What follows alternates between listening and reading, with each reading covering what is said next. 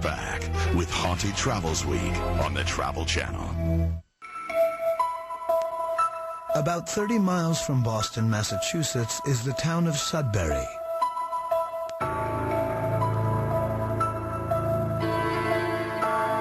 And this pretty house is one of New England's most popular places. Its name alone draws literature buffs from all over. Longfellow's Wayside Inn. Henry Wadsworth Longfellow came out here in the mid-1800s, and he sat over in the parlor and was inspired to write the tales of a wayside inn. The most famous being, "Listen, my children, you shall hear the midnight ride" of Paul Revere. But the Wayside Inn has a secret. They say it's haunted by a restless ghost named Jerusha Howe. Jerusha was officially known as the Belle of Sudbury. She was celebrated for owning and playing the first pianoforte in Sudbury.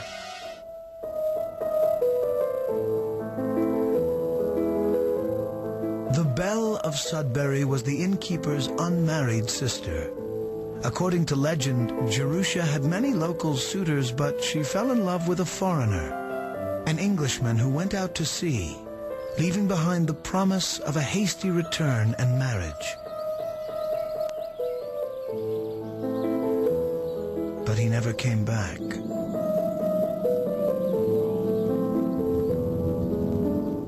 Legend has it Jerusha was broken-hearted, but that she never gave up hope that he would someday return. He never did. And today witnesses say that up this narrow staircase in room 9, the eternally unhappy Jerusha searches for her long-lost love in the face of every man who comes through the inn.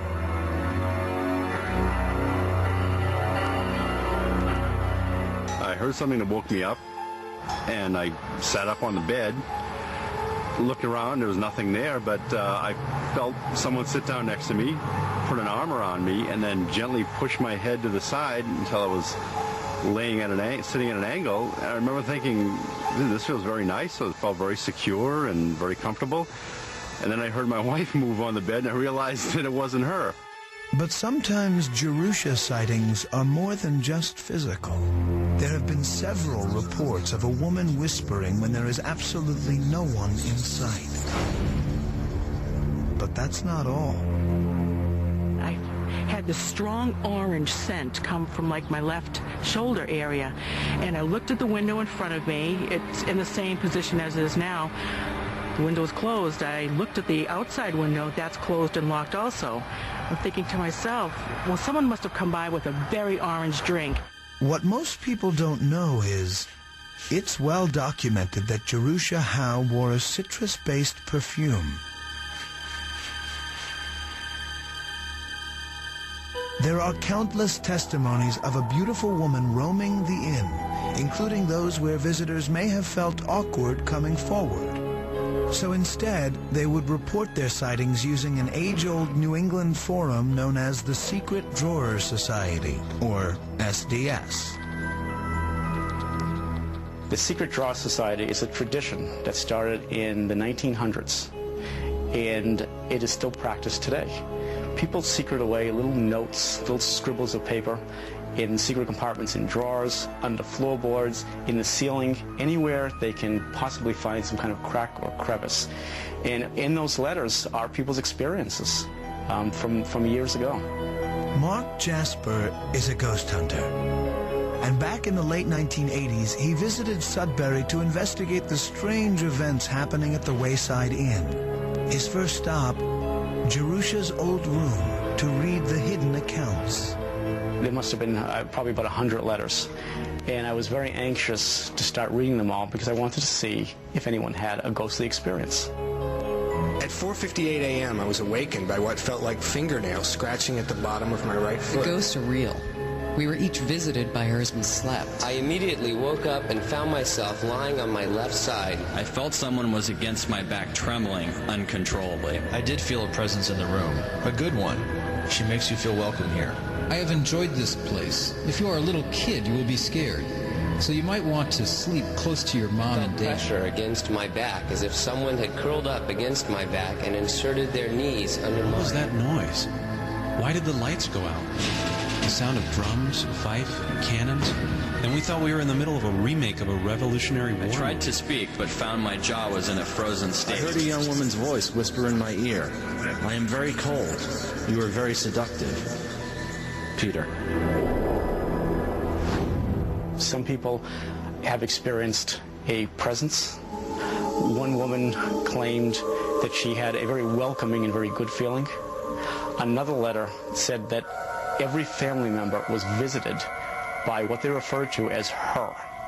Others said, if you hear strange voices, it is probably the ghosts. Today, there are no pictures or portraits of the former Belle of Sudbury. Just this silhouette of her and her brother. But there are a couple of Jerusha's personal items that still exist. There is this fan and her famous pianoforte that many guests have sworn they have heard playing into the night. It's been well over 100 years since the English gentleman went down this country road never to be seen or heard from again. But it seems his departure had an everlasting effect on the Wayside Inn.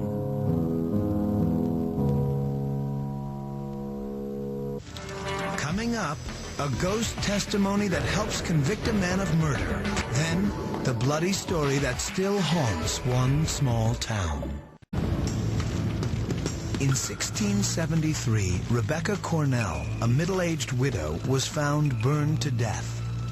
Her charred body was lying by the fireplace, an apparent accident.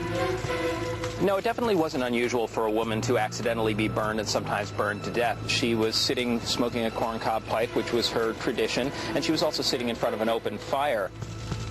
A preliminary investigation revealed nothing out of the ordinary, but there were a few clues that didn't add up. A lot of women traditionally wore a wool apron at that time to protect themselves from the fire because the wool, rather than burning, would smolder. And actually, Rebecca was, at the time of her death, wearing a wool apron, which seemed a bit odd, but under the circumstances, her death was still ruled to be an accident. Rebecca's body was laid to rest. But then, a few days later, in the middle of the night, her brother, John Briggs, experienced something so eerie, so out of the ordinary, that he felt compelled to appear before the local magistrate with his remarkable story.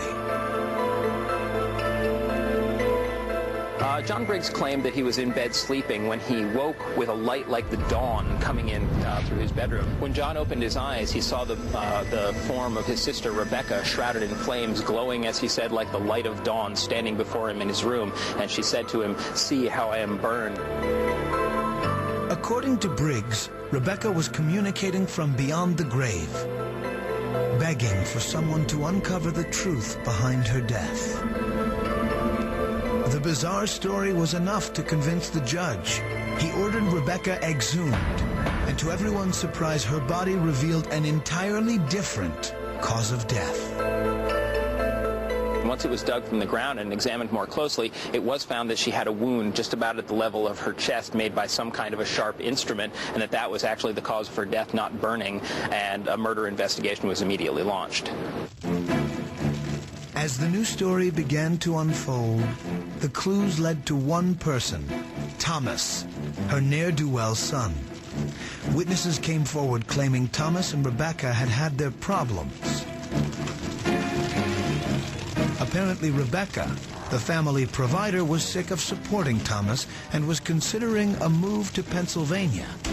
The news devastated the young man. He couldn't let that happen. Perhaps he was drunk at the time. Maybe in a fit of passion, he struck her down with the spinning needle, or at least that's the prevailing theory. Then, it's quite possible that by dragging his mother's body over to the fireplace, Thomas tried to cover up his tracks. He felt that it was a reasonable thing to burn the body, suggest that he found the body in that condition, and just claim that she had been burned by accident, and really ultimately would have gotten away with it if it wasn't for the strange dream or apparition experienced by John Briggs. The ghostly testimony and this new physical evidence were enough for a formal charge of murder. The trial took place at what is today the White Horse Tavern. A bailiff at the trial took careful transcripts. They still exist, and they revealed just how Thomas Cornell's destiny was determined by a ghost. Guilty, guilty, guilty. Sentence death. But there's another deep, dark secret in the Cornell family tree. One that, if you believe certain traits are hereditary, might just reveal why Thomas Cornell was inclined to murder his mother. Many people have suggested that patricide may be the curse of the Cornell family. So why would patricide be considered the curse of the Cornell family? Well, 200 years after Thomas was sentenced to death for the murder of his mother, another direct descendant of the Cornell family was making headline news. Her name was Lizzie Borden, and what she was accused of was so unthinkable, it turned the genteel society of New England upside down. Fall River, Massachusetts has become one of the preferred stops for murder mystery aficionados. The reason is, this is where one of the most heinous crimes of the 19th century took place. And the locals say repercussions in the form of hauntings continue to echo throughout the community to this very day. Lizzie Borden was considered a spinster. At 32, she was still living at home with her father, Andrew, her stepmother, Abby, and her older sister, Emma.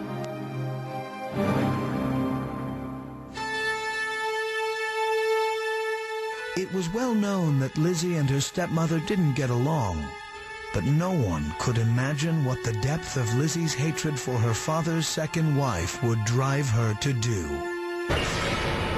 On the morning of August 4th, 1892, the Borden's maid, Bridget Kelly, served breakfast as usual to Andrew and Abby. Little did they know this would be their last meal. Sometime between 9 and 9:30, the maid was allegedly outside doing chores while Abby was upstairs in the guest bedroom, taking measurements for some new bedding.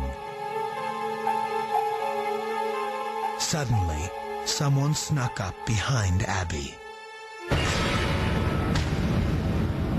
She was attacked with what was said to have been a 3.5-inch sharp-edged object to the head 18 times and once to the back of the neck. During the bloody crime, Abby's husband, Andrew, lay napping in the sitting room directly below. Then, just 2 hours later, he too was brutally attacked.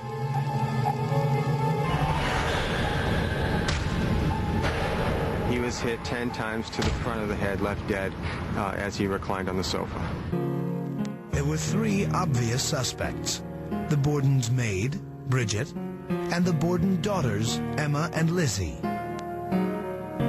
But during the time in question, Emma was out of town visiting relatives, and Bridget was outside washing windows. That left Lizzie. At a 3-day inquest, Lizzie offered up a number of alibis. She was reading magazines, she was ironing handkerchiefs, she was eating pears in the yard. The list went on and on.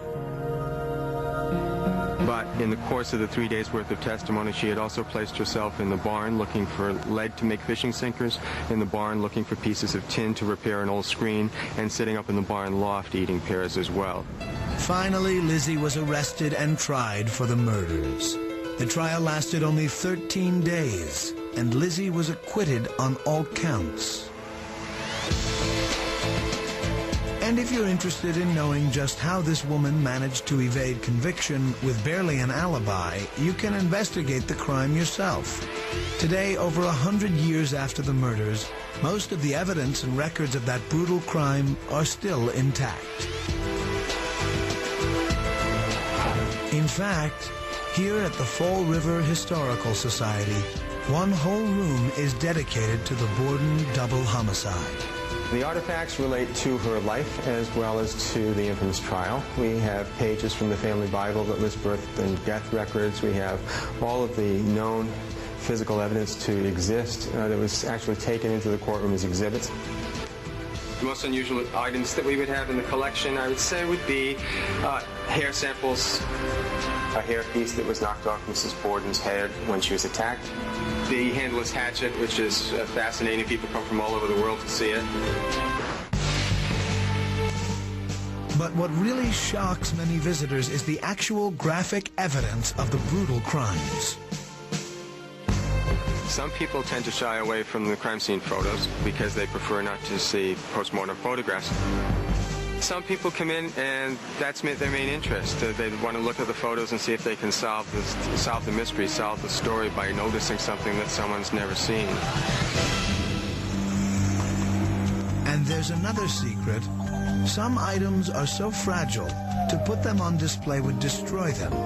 But we got an exclusive look at two of the most fascinating. And this is from the defense's files on the case of the stenographer's minutes, witness statements that were taken immediately after the discovery of Mr. Borden's body and continuing on throughout the investigation. But at the Fall River Historical Society, there are more than just files and photographs and a potential murder weapon. There is physical evidence, too. This is a piece that has not been exhibited in years, and that's the bedspread that was on the bed where Mrs. Borden was murdered. And this bedspread reveals a forensic secret. Tiny pin spots here and there. One very interesting point is that the bedspread is actually labeled, so they could be sure to know where the blood spots were in relation to where Mrs. Borden's body was.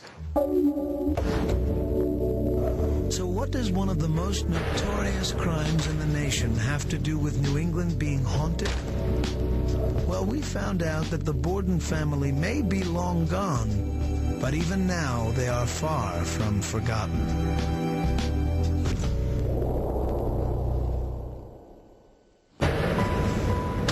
Coming up next, why the Borden murders still haunt Fall River, Massachusetts.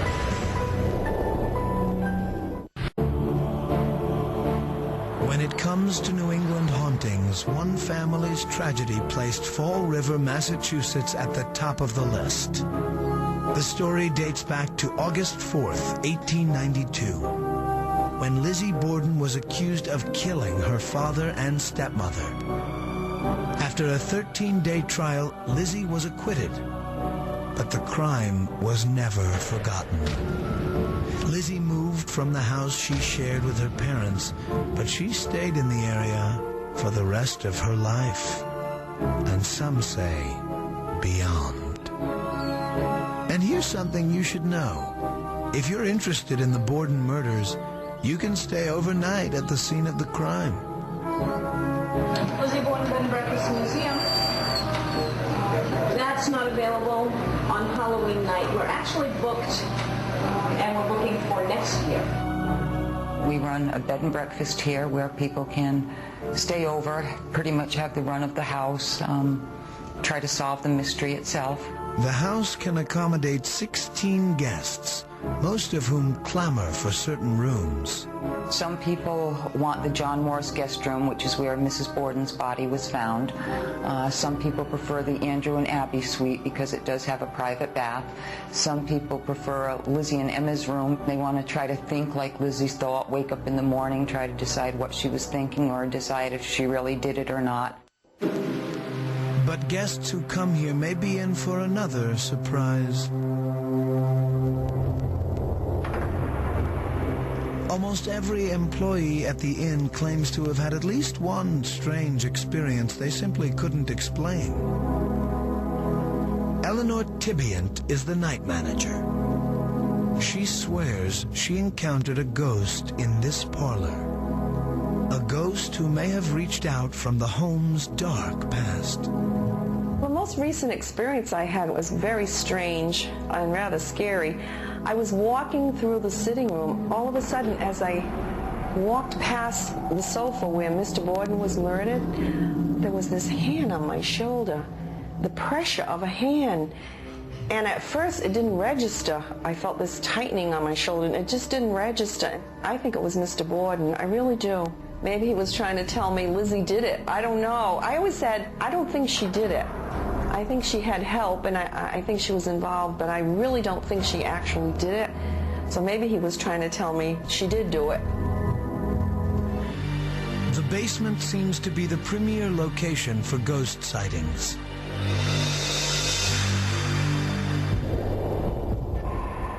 Owner Martha McGinn grew up in this house, so she knew its history. But nothing prepared her for what she discovered on one particular day. I was going down the basement. As I reached the bottom of the stairs, coming toward me from the keep cellar room was, I can only describe it as kind of a silhouette. What Martha saw was a Victorian woman. She was maybe 3 inches above the floor, sort of just floating towards me, and then headed off towards the room where we have the washing machine now. And I just dropped the laundry and ran back upstairs. The first thing that flashed through my head was either Abby or Lizzie. But that wasn't the first time Martha had witnessed something out of the ordinary while living in this house. Throughout her childhood, there were many frightening incidents.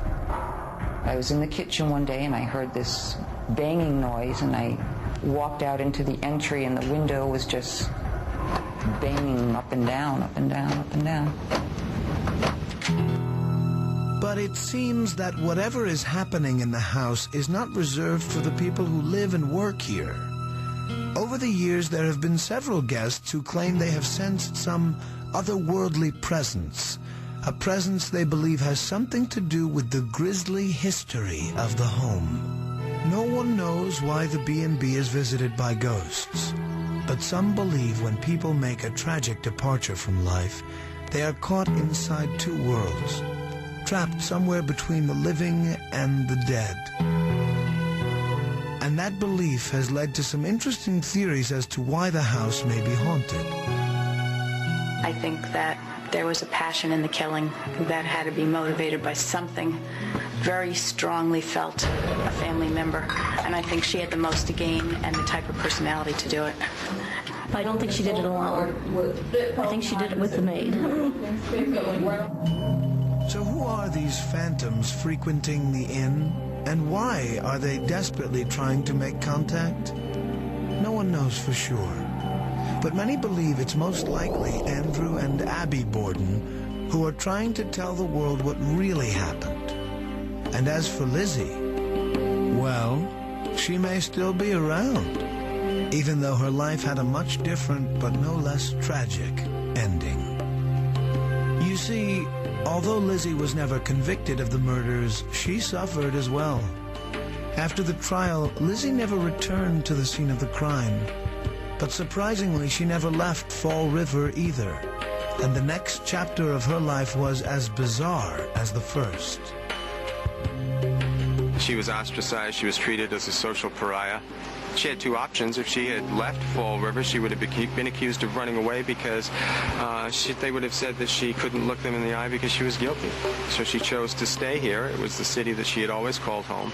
And she lived here for 34 years, treated by most of her contemporaries, not all, but most, as though she had done it. Guilty or innocent, we may never know. Only one thing's for certain. If Lizzie did in fact kill her parents, she took her secret to the grave. And here's a secret about that grave. Even in death, Lizzie had a strange attachment to Andrew and Abby.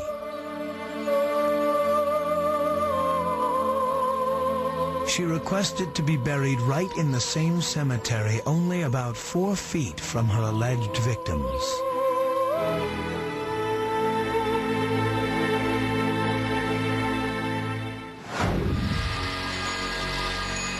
So if you're planning a visit to New England, you might want to bring your sense of adventure.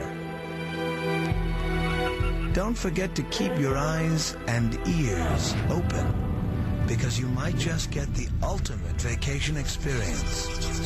The longing whisper of a broken heart, an encounter with an angry soul, or the touch of a couple desperately hoping to point to the answers of an unsolved crime.